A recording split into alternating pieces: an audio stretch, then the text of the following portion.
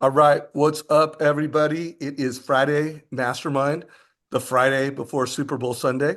Uh, let's see who people want. Like, who is your team this Sunday? I'm going for the Seattle Seahawks just because I live in the Pacific Northwest, and that's the only reason I have. Uh, I'm a Denver Bronco fan, and I should go for the Patriots just because they beat my Broncos. Ditto on Seattle. So, guys, this is a badass mastermind. We have one special guest, which is Edgardo Balentine. Did I get that right? Nailed it, Dave. You I must know, be man. It's our Colombian. second time. I interviewed this guy 8 months ago, and he's killing it. He's relatively new in the business since most of us have been doing this for decades. And what are you going on your sixth year? Yeah, it's seventh year now. Seventh year now, Yep. doing really smart things, really good things. We'll give him a full introduction in a minute. We got Jeremy Forcier joining us. He's going to be kind of special guest number two, but like call it Coach Jeremy. Todd, anything you want to say before we get this thing rolling? Well, I feel like here's what we got on here. A couple of badasses. I bought this coffee mug for my wife. It's my favorite coffee mug to drink out of. It's kind of the feeling today. I'm cheering for Sam Darnold. I don't like the Seahawks. I don't like the Patriots. I did enjoy watching the Patriots lose to my Eagles in 2018 when I was live at the Super Bowl. But I just want a good game. I think it's going to be a fun game. I like Drake May. He seems like a stud for a young kid, and I think it's just the what you all need to embody, right? You all need to be the quarterback of your business and life, and excited to learn more. And we always have our other co-host, Deborah Bird. What's up, Deborah? Listen, if you're still talking about victories in 2018, then you need some new victories, Well, my my other friend. victory was last year. It was Boom, exactly bring it. one I was year going to say ago. the same thing, Deborah. I That was was like, the victory are over we still Tom talking about Brady. 2018? That's Yeah, when we like strip sacked hello. Tom Brady, and we unseated the GOAT. But we did win last year too, by a lot, if you remember. I mean, I don't even think Eddie was in the business at that point, so we're not even going to talk about it. But I'm going for the Seahawks because I don't want anyone to win at the Patriots if it's not Brady. And I'm petty like that. And I like how Seahawks is very scrappy. I'd like to see someone new win the title. Oh, bring it. So, Jeremy, I don't think you need any introduction, given that you've been a guest on this show over 100 times. Anything you want to say to frame the call before we get it rocking? Yeah, man. I hope the Seahawks get murdered, just absolutely destroyed. I hope that they all blow their knees out. And like, I Wow. just want, Oh, yeah, I do. I want injuries. Okay. Hey, Because it's spoken I'm a like a true Niner bitter fan. or Niners fan. better? You got to Yeah, choose I'm a bitter or Niner better. fan. The reality is like I don't play on a sports team, so I don't take it that serious. But I am a Niner fan, and I someone's gonna hate me for this. Sorry, Niner fans. Dude, the Seahawks look great. I enjoy watching them play. I really do. But I'm rooting for the Patties. So that is my prediction is Patties by three. Okay. I think they're going to come out and make a statement and put down those birds and put them in the grave. But ultimately, outside of that, I think this is a great time in the business right now because January was wild and I blinked my eyes and it went by. It was fast, it was furious, it was gnarly. It's never what you want it to be because it's January and we forget as salespeople every single year. We're like, oh my God, this year's gonna suck, or I'm so behind already. Like January's over. I didn't do 50 million like in January, like, and people freak out. So people usually have like a really sense of hope. This is what I noticed at the beginning of January. This is generally speaking. And then at the end of January, they have panic. They're like, I'm in February now. Oh my God, like where's my pipeline? So I'm seeing a lot of that in loan officers that I lead, as well as that I coach and talk to. And dude, you're not behind. You're right where you're supposed to be. Don't compare your chapter one to chapter 12. Like, so, that's what I'm constantly telling people right now and just getting people to focus on the right things, including myself. Real quick before we bring on our special guest and focus on him, what did you close out the year? Ballpark. I think you had a big December. Yeah. What are your goals for 2026? Just so we know what that Yeah. is. I did like 15% of my whole year in December. It was crazy. So yeah, December was huge. I did like 19.6 million in fundings, 29 loans. And year closed out at 104 million. Personal production, region closed out at 553 million, division about like 1.4 billion. So it was a really, really, really good year. It wasn't necessarily the most profitable year, I will tell you that. Okay. We're in a weird time where it's like volume doesn't equal profits, units doesn't equal profits all the time. But it ended really strong, which is great. And that serves as a great reminder to anyone who's watching this is that you don't know when things are going to hit. Like you just don't. You can't predict when someone's contracts gets accepted or when someone decides to fall out of contract because of inspections or whatever. Like you can't control that. What you can control is the inputs every single day. How many people did I talk to? How did I contact 5 old leads? Did I contact 5 realtors? Did I contact, 5 pre-approvals? Like every single day. These are simple things and the inputs that you can do that ultimately you'll hit big at some point, just like on the craps table. Like you just don't know when it's going to hit. So I started January, 10 units personal production, 4.8 million, something like that. February, I don't know yet because I don't look at what I'm going to close in that month until we get to the 10th because I still have 20 days to shove a bunch in.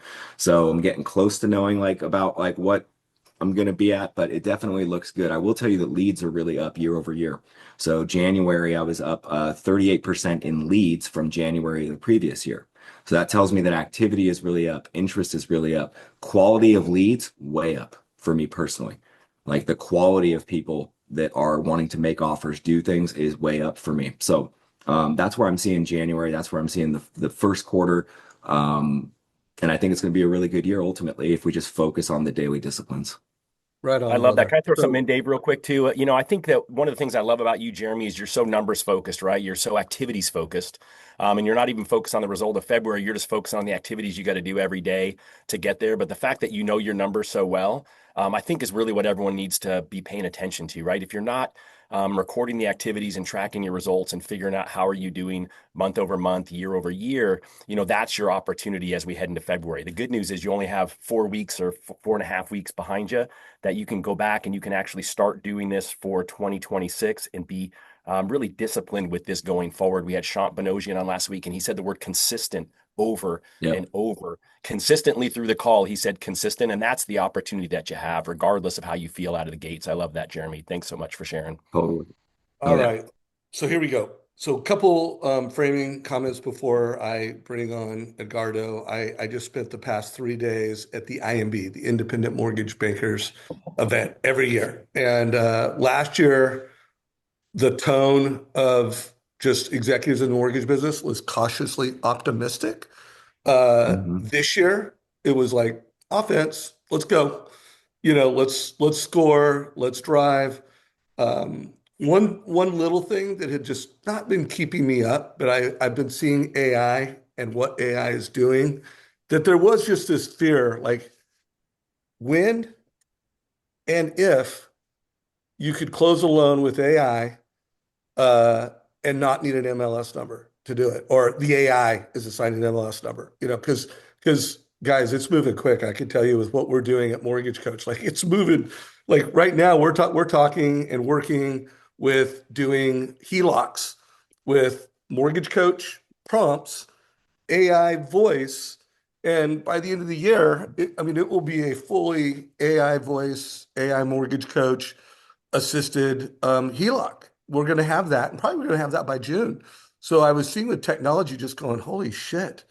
Is AI going to like take out loan officers?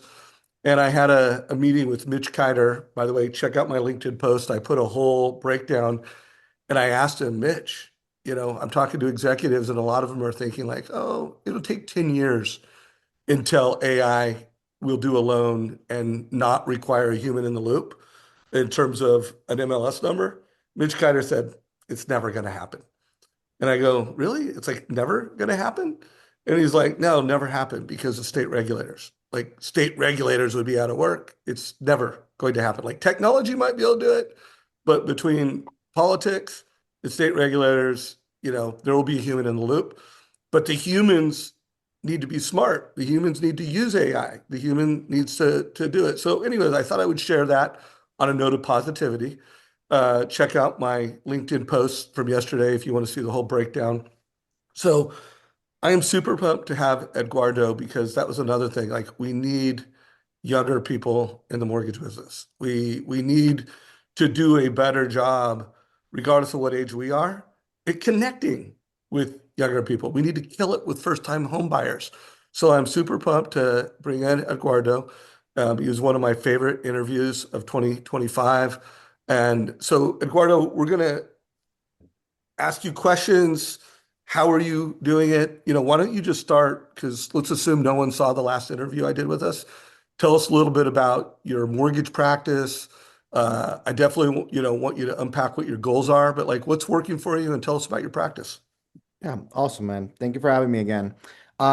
Just a little bit about myself. I'm originally from Colombia, so my team for this weekend is Bad Bunny. I'm just there for the concert. Um, and I came here with a biochemistry degree, not really with the whole, plan of becoming a mortgage advisor. I don't think that, many of us came in with the idea of becoming a mortgage advisor. Um, I got my biochemistry degree. I played baseball throughout college, and then I found myself not really knowing how basically real life worked, right? Like I either had to go back to school for another 10 years. At that point, I already was with my wife. We already had a kid, and it wasn't just practical for us to for me to just go back to school. So I basically had to do some work, some jobs here and there. I got a job at a bank, and in the bank, I was basically introduced with the opportunity of becoming or of learning really how finances work in America. I was very interested in the financial advisor side as well as the mortgage advisor side. And I got into the mortgage advisor side because it felt a lot more real to me where we could help everybody, right? Like I was in the process of buying a house at that time, which I thought was an outrageous idea my wife had to buy a house with the amount of money we weren't making, and we were actually able to do it. And basically to me that unlocked the opportunities and like, oh my God, if I really understand how the rules of this game are played, I can achieve a lot more than I thought I was going to achieve with my original career plan. And I felt the need to just go ahead and tell everybody about this. So I feel like I am, I don't know if I'm allowed to say this, but an evangelist of like just telling everybody about this world that we live in and how these, how these the rules of this game, and trying to help as many people as we can. Um, and that's it. Last year was a good year compared to the year prior. We went up 20%. We ended up with a little bit over 50 million in production. And then my goal this year is to be as cool as Jeremy. No, but my goal this year is to continue to grow at 20, 25%. I think that there's a lot of opportunities happening right now. I'm very excited about this AI wave. I think that a way to see this is AI is going to take away all the tasks that we do as loan officers, as mortgage advisors, and it's really going to allow us to just focus on our purpose. And I don't think our purpose is to pull credit and to, necessarily do applications or anything like that, but really just to guide clients into asking the right questions, even if it's to the AI, but to asking the right questions and to think about the right strategies. So super excited about what we can do. And, Jeremy talked a little bit about profitability and all of that, and I think that AI can help us with profitability. So just excited to be here, man. Love your energy, bro. Love your story. Congratulations. Those numbers are incredible. Jeremy, why don't you kind of lead the next 15-ish minutes? I'll jump back in the second half, and then Deb and Todd jump in anytime.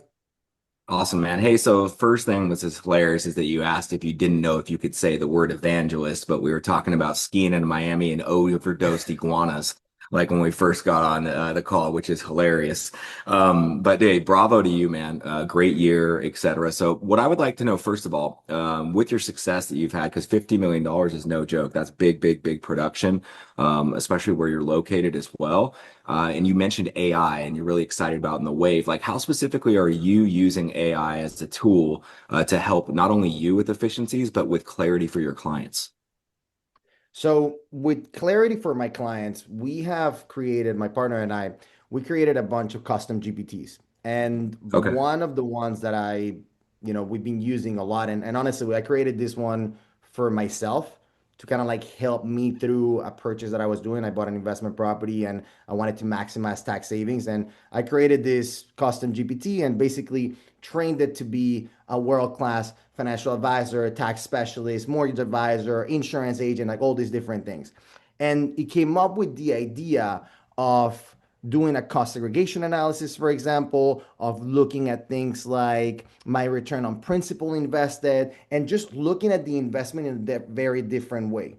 And what Hmm. we're doing now, and I'll give you my example. My example was simple. I was buying this house. I wasn't sure about the down payment and whatnot. And he broke it down on, hey, buy this property, do a cost segregation analysis. After you do a cost segregation analysis, this is how you qualify as a real estate professional. After you qualify as a real estate professional, you can use this and basically reduce how much money you have against your W-2. And this is how much you're going to end up saving in taxes. And you can do all of this because of the big, beautiful bill. That was all AI.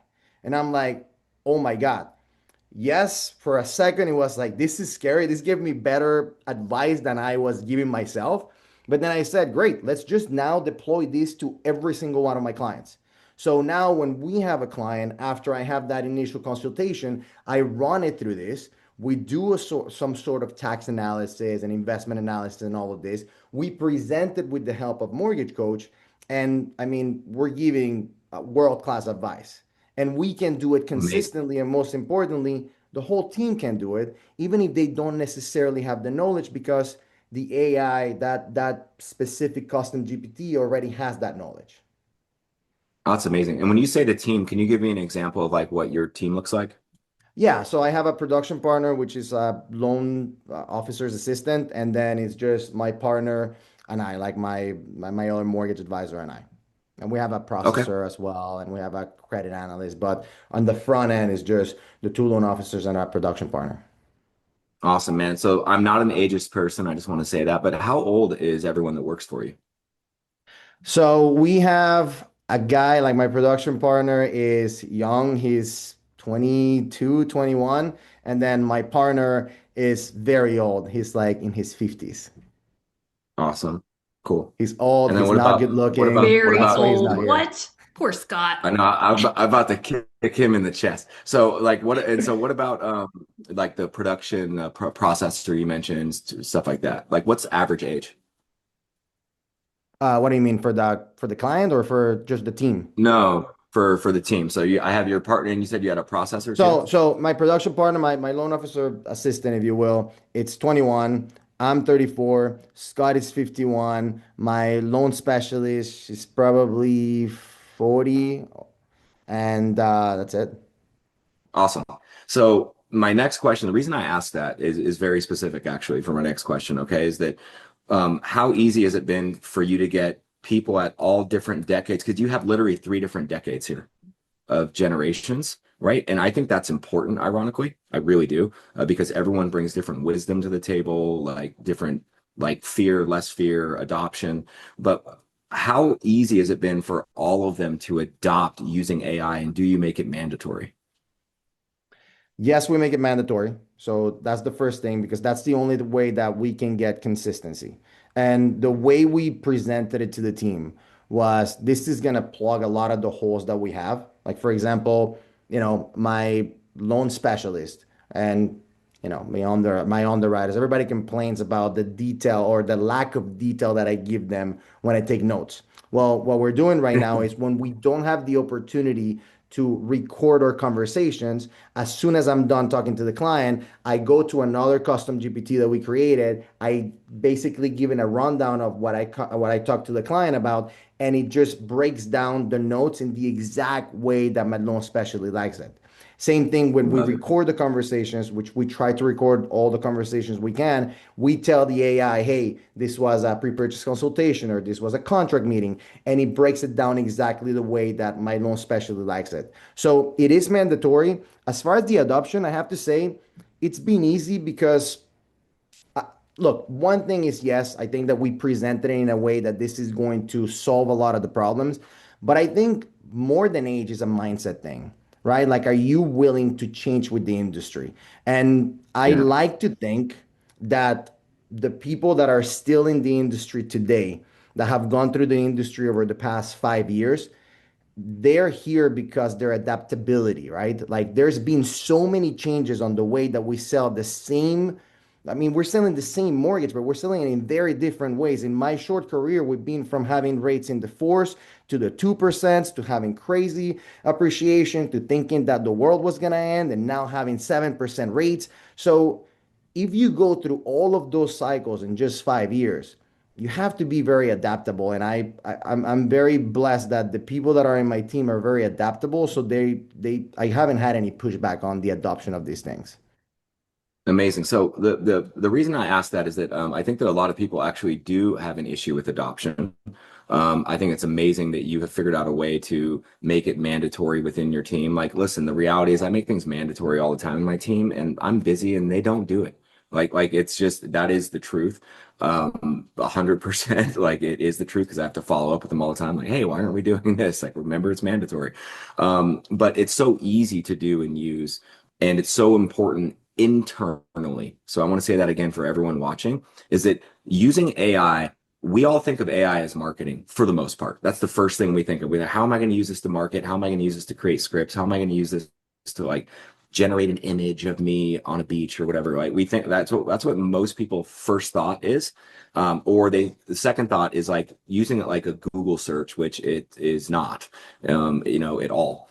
Now, but the real power is in the communication, I think, internally, like in our industry, internal communication and making it really, really clear. And then you have the external part. So you broke down the internal communication part. How are you taking that and then externally communicating it to your clients?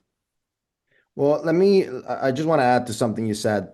We did create a rule, and this was very intentional in the team, that before they ask us, meaning Scott, my partner, and I, any questions, they had to ask AI. We created basically like all of our processes we put into a GPT where it tells you the scripts that we use, it tells you how to put things in the CRM, it tells you what text message to send. If the client is Spanish speaking, it does it in Spanish. If the client is English speaking, it does it in English, like everything, everything, everything. And what we mandated was that before they ask us the question, they have to ask this AI agent. And then if they're not satisfied with that answer, then they come to us with that answer. And what we do is we together teach the agent on how to answer it the next time so that they're happy with the answer and that they don't have to ask us that question again, or anybody else in the team has to ask us that question again. So that was a Love it. big uplift to have everybody just think AI first before coming to us. So I time love it. out. So first of all, guys, that was valuable. If you are a leader, like start doing that. And then just so that we could all practice this right now, Kathy, that was a good question. What is cost segregation analyst? You see that little, like if you drag your mouse over it, there's a little three dots. Hit that little three dots, hit copy, and then put that into your AI. By the way, I want everybody on this call to do that. Like, even if you know what cost segregation analysis is, I want you to copy that and put it into AI. And I had already done it and put it, I knew what it was, but I wanted to see how Perplexity and ChatGPT answered that question. Because let's all just, take Kathy's question, throw it into an AI. You can multitask right now. Thank you, Edgardo. That was a nice little reminder from a leadership and management perspective. Great job, bro. Kill. Back to you, Thank Jay. you. Yeah. So tell me how you're taking it now, the AI, and using it externally and communicating with the client. So again, we're big on custom GPTs, as you can tell. By the way, we're going to be speaking at Mastermind and we're going to teach how to create those custom GPTs. But I have my own communication GPT where basically I can go in, it knows my organizational chart. It knows how I talk to first-time home buyers, how I talk to investors. It knows who the important people in my life are. It knows, the words I use and the formats that I like to use and all of that. And then basically, I talk to a client, I have the whole summary of the conversation. I throw that summary for notes. I also throw that summary internally for the family office GPT. We come up with an idea, and then now that we have the whole idea, I drop it into my communication GPT. I give it the intention that I want to have, what's my influence objective to use Rene Rodriguez words with the client, and then it basically gives me what I should tell my client. Now, a lot of times I need to review it and stuff like that. But the idea is, as I use it more and more, I train it to sound more and more like me. And honestly, to sound more and more like how I want to sound rather than sounding like me, right? Sounding better than me. So that's how I present it to the client. Does That's that answer the amazing. question? Yeah, a little bit, but like, so are you using it from formatting standpoint for emails? Are you using it for every email response? I'll give you an example. So like I Yeah. use it when like I don't really type anymore, like Yeah, me neither. hardly ever, right? Like I basically voice my email, right? Like into chat and then I just talk and then my custom settings, right, for the project is like make this polish this up. It's for a client, make it really simple and clear with complex whatever, take complex things, make it really simple and clear. Clarity is the objective, influence is the objective, blah blah blah. And then it just hits it and then it has like the best email ever, right? And I'm using that pretty much on almost any email response that requires something that's more than one sentence. And I'm curious as to how you're using stuff like that in communicating with the client. So, Jeremy, English is my third language. I struggle Quit your speaking it, bragging. Quit your even bragging. even more writing it. So I type even less. And what I'm trying to say is, like, with this custom GPT, it's to the point where even when I want to talk to the team, and this is an example that we give, I can go to the team and go, hey, I'm trying to the AI, and I go, hey, I need you to send to the team that they need to be there tomorrow morning early because we're going to go over very important things. And it creates a custom message for everybody in the team. For Scott, for example, it might not be as pretty, and it say, hey dude, I need you to be there, and it might have a profanity or two. With like For my big font. Yeah, yeah, so he can read. For my processor, it's more like, hey, look, it's very important for me that you don't miss the meeting tomorrow. So please make sure that you're there early. So my point is, it knows my influence objective. As long as it has my influence objective and who I'm speaking to, it personalized that message to that person. So with my clients, obviously it doesn't have all my clients, but it has the avatar of the clients. So what I do, and we just use ChatGPT. I just take my ChatGPT, I put it on speaking mode, I say what I want to say, I drop in the conversation notes so it has a lot more context, and then I ask it to create an email or a text message. And what it typically does, what it's typically trained to do, is it not only sends me the communication from my client, but also the follow up for the realtors, because that's something that Love it. I don't want to have to retype again. And it knows what information that we can't give the realtors and what information we can give the realtors. So right there, it just gives me all the messaging for my clients, and for the realtors, I just copy and paste and send. Hey, Love it. Excellent time, job. yeah, time out. I don't, it doesn't matter whether I'm writing an email, whether I'm doing an internal Slack message, whether I'm texting, whether I'm doing a comment in a social media post. I'm personally using Whisperflow. I put a link if you want a free month to Whisperflow. Uh, Eduardo, have you tested Whisperflow? Are No, you I've familiar never with heard of Whisperflow? that. Jeremy, are you using Whisperflow? No, you turned me onto it and I haven't had a second to check it out yet, but I downloaded it. Guys, Dave's their I'm number one telling you, salesman. and by the way, I have no equity. I think I might get 3 months or something if people use my link. I don't know. I mean, I don't get money, but it's been such a game changer for me. I used to, when I used ChatGPT, use that voice thing in it, which, by the way, I still use that sometimes with ChatGPT because it's pretty sweet. But for everything else, like whether it's on my laptop or my mobile device, Whisperflow, and like 18 different applications. So I do push folks to try it, adopt it, and check it out. What does Anyways, it do Jeremy, differently? well, first of all, it's super freaking accurate. So like it uses AI. So like if I'm sending it to John and John's name is Jon, not Jhon, it'll it'll fix that, you know. So like it's it's extraordinarily accurate. It works on it like what you just said works really well on ChatGPT. But if you wanted to make a comment in a social media post, you know, you couldn't do that with that. If you and it wouldn't be as accurate if you're just using Apple's voice to text, whether it's a text message. So again, it's extraordinarily accurate. And by the way, it will put it in different languages. So it will be a interpreter. It will you can write code with it. Like they advertise a guy who while running a marathon created a mobile app, you know, because you can actually vibe code with it.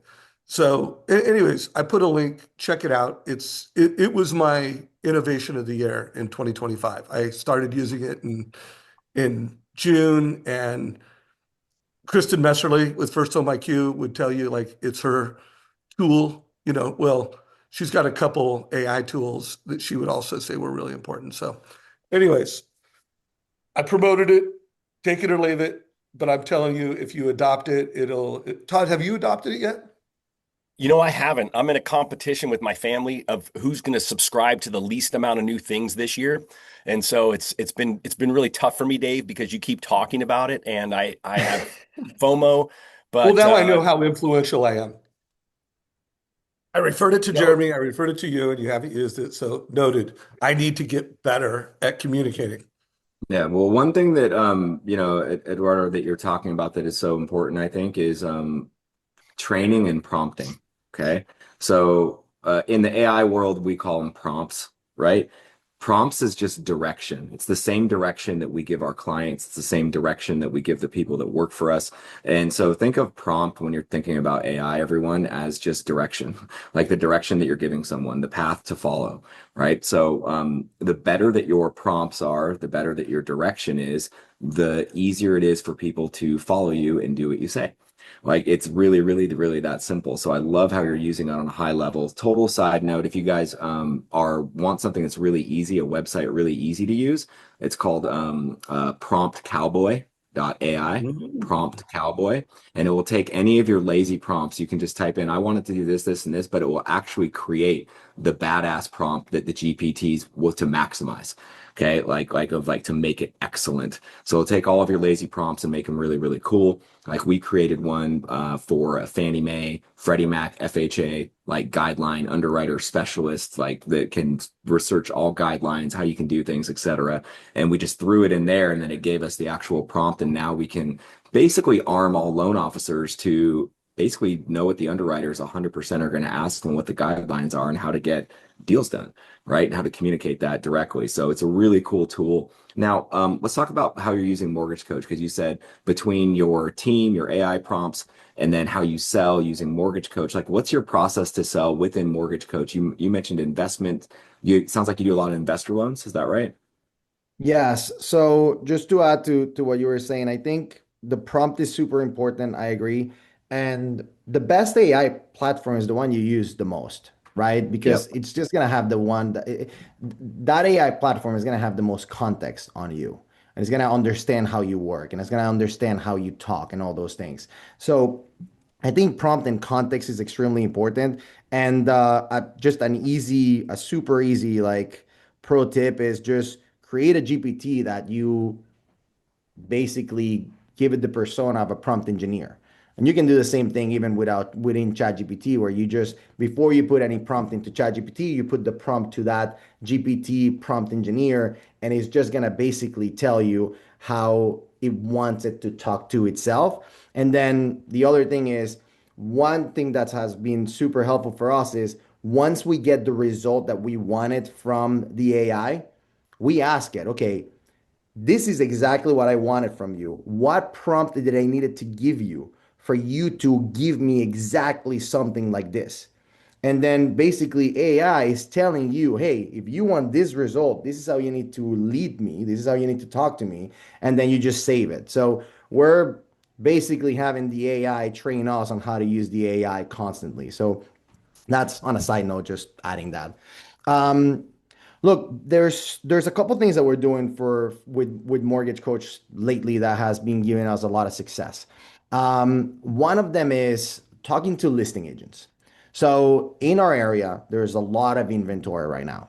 And, there's been a lot of inventory for a little bit. And with a lot of inventory, a lot of buyers are putting very low ball offers, which is what's hurting a lot of the clients, a lot of the realtors and the bottom line and their sellers' bottom line and all of that. So one of the ways that we use Mortgage Coach to basically help the agents and to, get as many of us in front of buyers as possible is we show them a buy down strategy. We don't call it a buy down strategy. We call it the seller, what is it? The seller, what is it that Josh called the seller payment subsidy? But basically, what we do is we do a side by side comparison of, hey, this is how much the payment, this is how much your buyer would have a payment if they pay full price.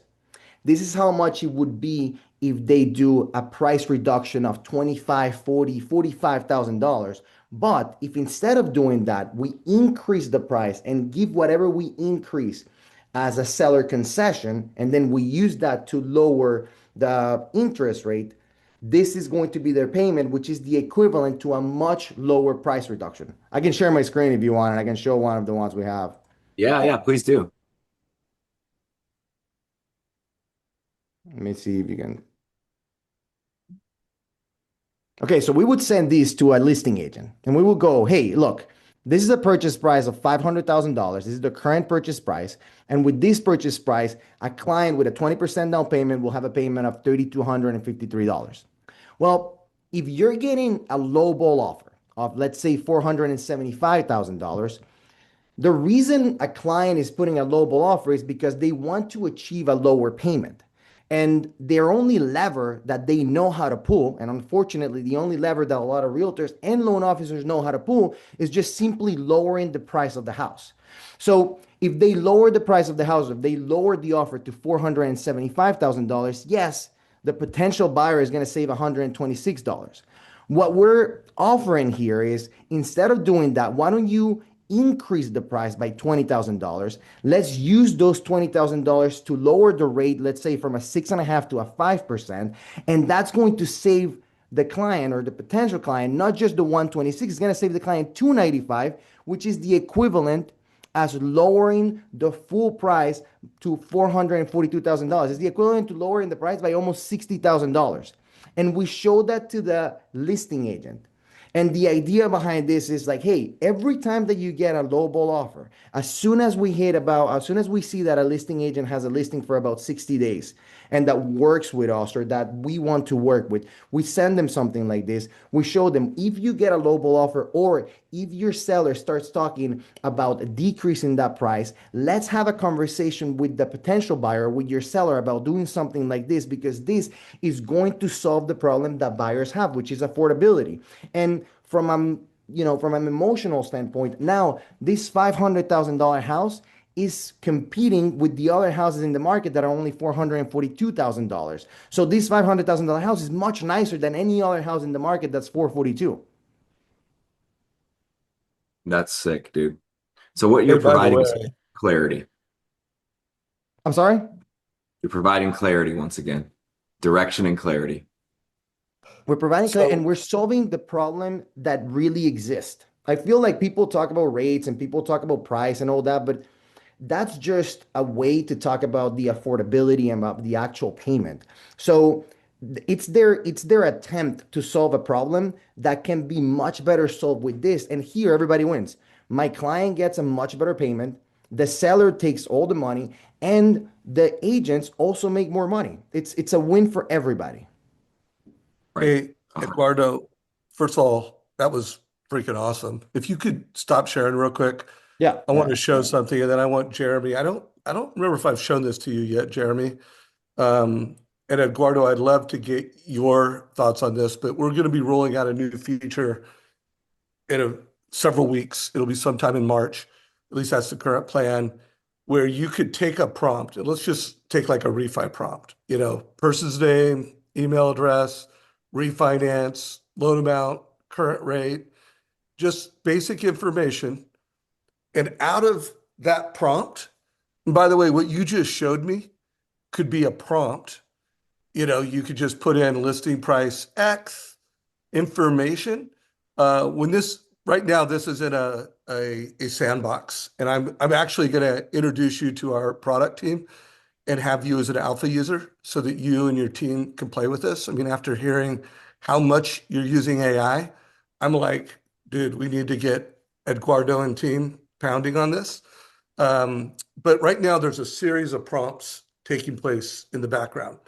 And what you're going to see in a matter of seconds is you're going to see an actual AI prompt create a mortgage coach total cost analysis. So here it comes. So basically, that prompt created this series of prompts. That's By the cool. way, your company, Neo and Better, you guys have this. Well, you don't have this AI yet, but you have what we call Mortgage Coach Next Generation. So if we were monitoring your data, we would add to the prompt. It creates some assumptions. It creates a rationale, and then it actually configures the Mortgage Coach report. So literally that Mortgage Coach experience probably took someone on your team minutes to create. And now, like, it could take 15 seconds. Like this And can you particular add it from mortgage there? coach. Can you add it from the prompt before you configure it? Yeah. So the way, That's cool. one, you could edit with a prompt, and two, you could edit voice to text. And then three, when you see the strategy blueprint, you'd be able to edit this too. So you can either Oh, edit that's with cool. prompts, or you could go in and edit this. What do you guys think of that, by the way? Yeah, Love it. Yeah, I think it's it goes great. I back haven't to used AI it. taking away the tasks, not the purpose, right? Yeah, so you can be a human that's just delivering these experience. Jeremy, had you seen that before? No. Do you Mm-mm. want to get in the alpha too? You want me to get you access to it? I mean, I always want to say yes, but like Todd said, signing up for more. Yes, I do want to be in the alpha. Okay. Yes. Okay, you said it. If you wouldn't have said it that fast, I was going to pass you on that. And everybody else, don't start slamming me. Like our alpha is actually full, but Jeremy, like, how could I not give it to him? Of course, he hasn't returned some of my calls lately, so I haven't, handed him off to my team. And he's So, or not he would using have already had Whisper. it. And then Eduardo, when I saw what you did, I'm like, holy shit, bro! Like, I got to get this guy in the alpha. Uh, all right, Jeremy, back on track. I just thought I'd give a little sneak peek of what's coming, guys. I think that's great. Well, what I would love to know, and I would love everyone's opinion on this too, based on your answer, is that like where are you having your biggest challenge? Okay, we can always talk about where the wins are, but the pain is like usually where the big wins come from. Like, where are you hurting right now? Where are you stubbing your toe on a daily basis? Like, what's bothering you? What's bothering me? Yeah, Bitcoin bro. is down. Bitcoin is down. The market is down. There's gonna be Kid Rock's teaching, also singing in the Super Bowl. Uh, no, look, this is the way that I conceptualize all these things is there's a lot of this communication that the realtors are the gatekeepers to basically let us have that communication with the clients, at least in my market, at least, the way that my business is. So the struggle, or what I'm constantly trying to think is, okay, if the strategy is obvious to me because everybody wins, why isn't everybody taking advantage of the strategy? And the reason why not everybody's taking advantage of the strategy is because I not only need a willing buyer, but I also need a willing listing agent and a willing seller. So there's a lot of people that we need to convince, there's a lot of people that we need to influence. So if I had to say, if I could, if I could just, wave a magic wand and say, this would solve a lot of problems,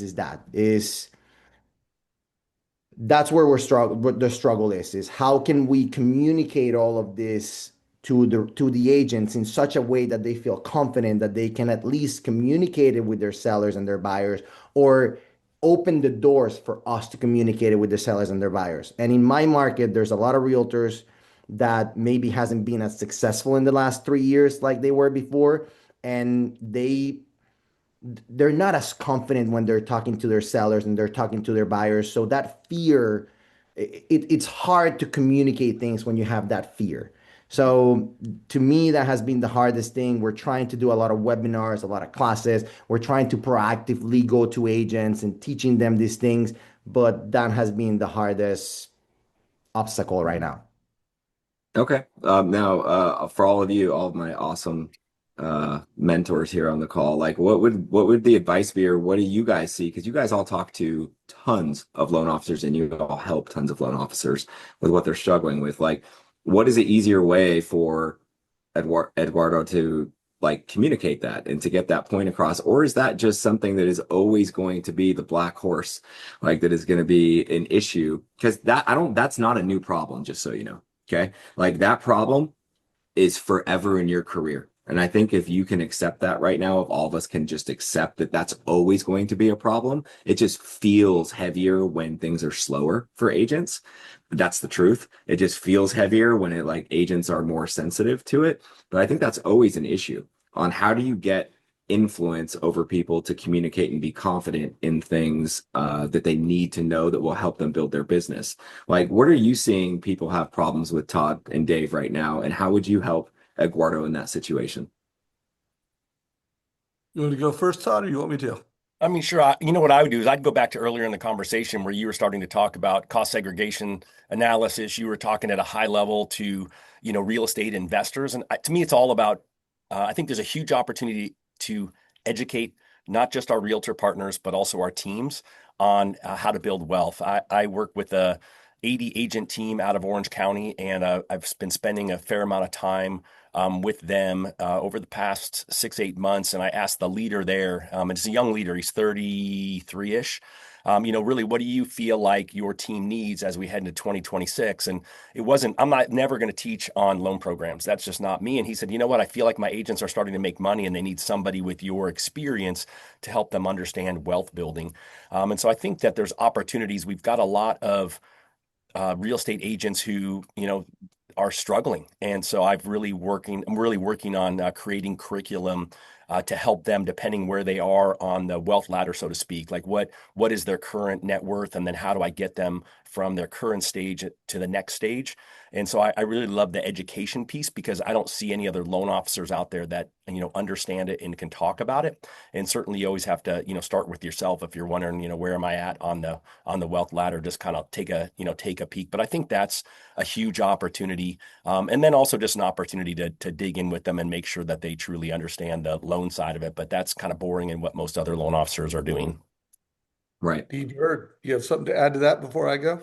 Yeah, I was going to say, I think it's always easier to have this conversation when there's a need or a possible pain point. So to kind of go back to how we started this call with consistency and doing the basics, we've got to systematize this process. So I recommend, and I have clients every Wednesday on our Protect the Pipeline Day, you can go to redfin.com, you go to purchase, and you can do a sort of any home that's been listed for longer than 60 days.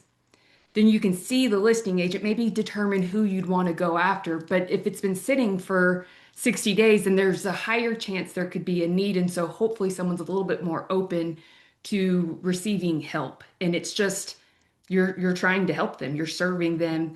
The house is sitting. The last thing they want to do is have a price reduction conversation. So to me, that's a little bit easier when someone could be more open than trying to teach it as a brand new class where people are trying to imagine being in that situation and then they could forget about it by the time they are in that situation. So, but you've got to be consistent. And I will always say you got to create a system around it so that you are consistent.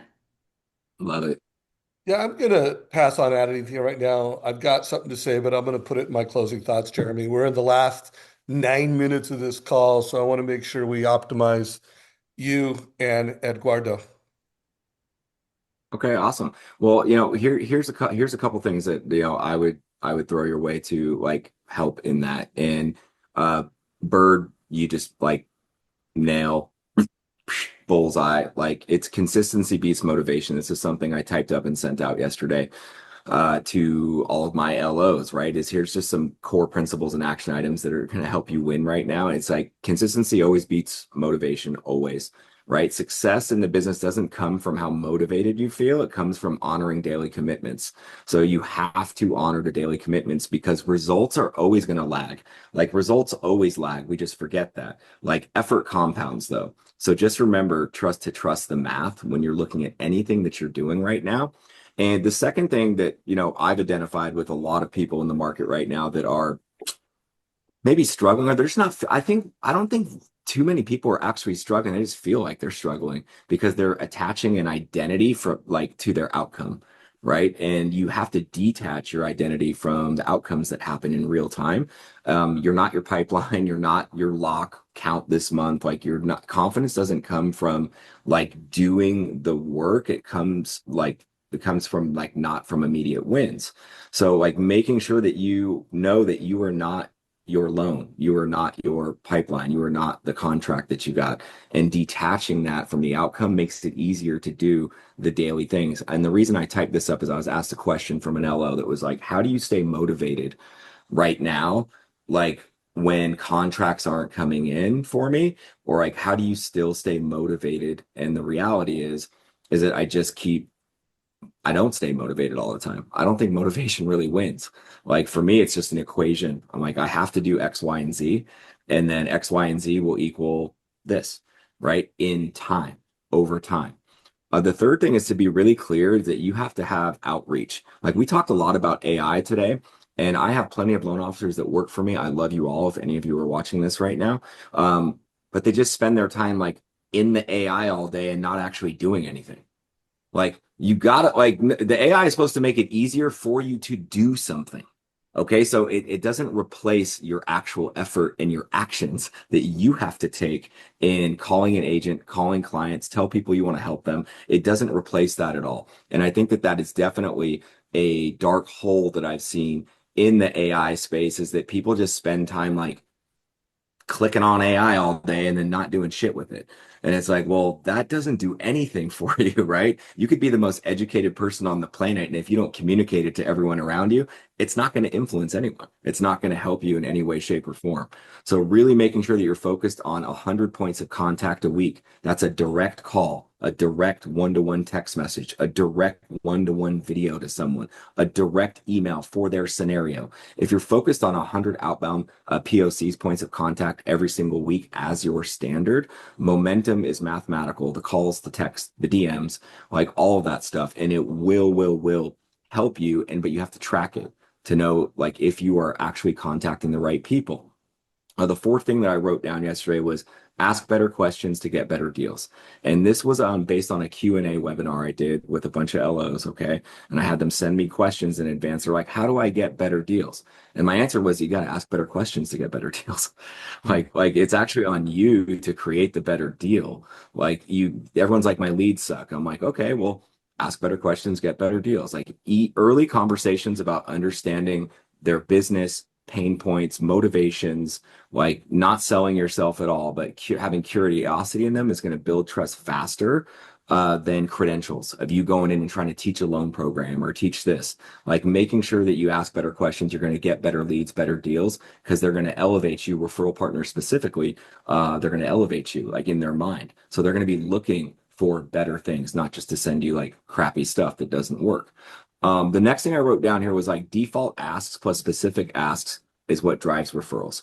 So this is a really simple way of saying, Eduardo, do you have anyone that's looking to buy or sell real estate this year? I'd love to connect with them. That's a default ask, right? And it's better than not asking anything. And I highly recommend that all of you watching this figure out a way to weave in and ask for a referral, like in every single conversation. That's a default one. If you can't think of anything to say, that one will work sometimes, even though it's a lot lower percentage. But I've talked about this, Dave and crew, a lot in the past, where you can get really, really good, though, at getting more leads and getting better leads, or the type of leads that you want, is making sure that you're like engineering the question or the ask. So like every conversation should like include a specific ask, like, hey, Deborah mentioned this. I see that your listing is sitting on the market for over 60 days. Like, how many of these listings do you have that's been sitting on the market for longer than what your seller wants to sell? That is a great ask. And then you can ask for an introduction to them to show them maybe how you could help them sell that house faster. right? That is a very specific ask of, hey, do you have any clients right now that are going through a divorce? Like we're seeing people that really need a lot of help with navigating the divorce process. That's a specific ask. So the more specific you can get on your ask, the more specific type of lead or attention that you're actually going to generate for yourself. The other thing I put on here, and I'll just leave it at this, is like first meetings are about learning, not pitching. And I think that this is a lot of people go really wrong on here, is that they get a meeting and they're like, awesome. They don't ask, like, your job is to listen, to understand, and have a clear follow-up promise. So that promise could be an idea, it could be a resource, it could be a connection, connecting them with someone. This goes for a lead, this goes for someone you meet on the street, this goes for a realtor partner, this goes for a recruit. Like your first meetings are always about learning, not pitching. You never, ever, ever sell in your first meeting. You in the follow-up is where you are actually selling. So those are just some thoughts that I had for this week that I hope would help you, Eduardo, as well as anyone who's watching it, that if you focus on those things, and I have a list of action items below them, I'm happy to send you, Dave, and you can send it out to everyone, of what exactly I would be doing right now that I think could make this really clear for you to jumpstart your second quarter, because your first quarter's done already, okay? To jumpstart your second quarter and get really, really focused on getting into momentum right now. Love it. So, guys, we are in the last 2 minutes of this. Eduardo, be ready for a closing thought. Before you give that closing thought, I'm going to have Todd do his win by noon version of coaching notes. How do you want to handle that? And then myself and Eduardo will give a closing thought, and we'll fit you in too, D Bird, for a closing thought. I put it in the chat just in case. Okay, right on. Well, I mean, what a masterclass, right? Between Edgardo and Jeremy, that was just amazing. I think there's a ton of takeaways for all of you. I've got a page of notes, and I think that you probably do too. And so my recommendation to you is to think about of those things, just pick the top one to focus on today and over the weekend and going into next week. I love that Jeremy said, you're already put in Q1, right? The work that you've done so far is going to create your Q1. But he also said, hey, after the 10th of the month, he may have some more deals he's going to try to shove in there. So, be looking for those opportunities as well. But I think probably the biggest thing is Jeremy's got a standard. He's got a standard of 100 points of contact, he called them. I love that, right? So he's reaching out specifically 100 times. He's keeping that commitment to himself. I mean, the bottom line is if you don't have a standard for the activities you're going to do, guess what? You're probably not going to get the results that you want. Love it. So before I do my thought, Jeremy, last month we had you on here and you announced RiseCo, your coaching platform, and you were the coach today. Have you launched that yet? Is that something you're still doing? Yeah, it's definitely something I'm still doing. I don't have like a actual launch going right now, but I've actually taken on a number of clients. It was to be determined as far as like a real launch. I'm just working out some technical details on the back end, but I want to thank everyone who's contacted me. I've had so many people reach out recently. They're like, hey, when can I get more information for this? It is coming. If you're interested in it, you can just go to riseco.com. Like there's just a little interest form that you can fill out, and we will absolutely be in touch with communication to you. All right. So check that out. All the links that have been mentioned will be there. There's been a number of scripts and tactics and strategies. If you are not following Uncommon LO on Instagram or TikTok, guys, literally there's 3 from today. We've already published one from Shayla Gifford this Tuesday. So all the links will be mentioned. Eduardo, what is your closing thought? Anything that you wanted to make sure got delivered today? Closing thoughts from you, brother. Yeah, I'll say 2 real quick. One, I love what Jeremy said, and what Deb said too. And based on that, the eyeballs thing. We talked a lot about this the last episode, so I just want to reiterate it, is don't do a mortgage coach and don't just send it to one person. If you do a mortgage coach, send it to everybody. When we do a mortgage coach where we're comparing 3 properties, we sell it to the 3 listing agents. And we tell them, hey, I have a client that's interested in these 3 houses, and one of them is your house, and these are the numbers that I did on this. That makes me the most prepared loan officers that they're going to get. as far as the offer is concerned. And that also lets them know that they're not the only pretty girl in the room, that there's other people that my clients are also interested in. So that's something that we're doing. We try to maximize. If I'm doing the work in one mortgage coach, I want everybody to see that. I'm already doing the work on that, so I want everybody to see that. And the other thing is a quote from Alex Ramosi that I love, and it ties into what you guys are saying, which says, success comes down to doing the obvious thing for an uncommonly period of time without convincing yourself that you're smarter than you are. The right action in the wrong amounts still fails. Bro, you Love are that, one man. smart dude. You said English was your third language. What's number one and two? Spanish and French. My parents live in France, so I grew up there I was Which, there by for the a while. way, if anyone needs a Spanish-speaking referral source or French-speaking, send your deals to Eduardo, right? Yeah. Yes. And by the Jeremy, I'll way, take all of your Spanish speaking deals. Hey, yeah, bro, I just put him in the chat GPT email and I send him. I did one last week. yeah. And guys, listen to the last interview I did with him. It was spectacular. Uh, anyways, I that's why I love the Tuesday, every Tuesday, 9 o'clock, we're here. Every Friday, we're masterminding. He mentioned Mastermind that he's going to be speaking at. I'm also going to be leading the executive part of that. If you haven't signed up, we put a link down below. It's in June, like the end of June. Man, what a great call. So here's my closing. Well, by the way, D Bird, I know we're a little over, but anything you So want to real say for the quick, and largely because the Super Bowl is Sunday, is most Super Bowls aren't won because of one big play. It's the game of inches, it's the extra rep, it's the extra game film you watch. I heard Tom Brady on TikTok talking about how his last Super Bowl, like he went back and it's like the day before, and he's sending video of game film and sending it to his team. So do the extra rep, do the consistency, go the inches game, win those, and you'll win the big game. Yeah, so here's my closing thought. And I was going to give a version of this when Jeremy gave me an opportunity. Anything you're not doing that you should do, it's because of your code. It's because of your beliefs, your philosophies, your principles, your standards. And you might have them, but you may not be doing it. Like it all comes down to what is your code and are you living your code? Because I'm currently writing a book that I'm going to hopefully have out by June called Savage Code.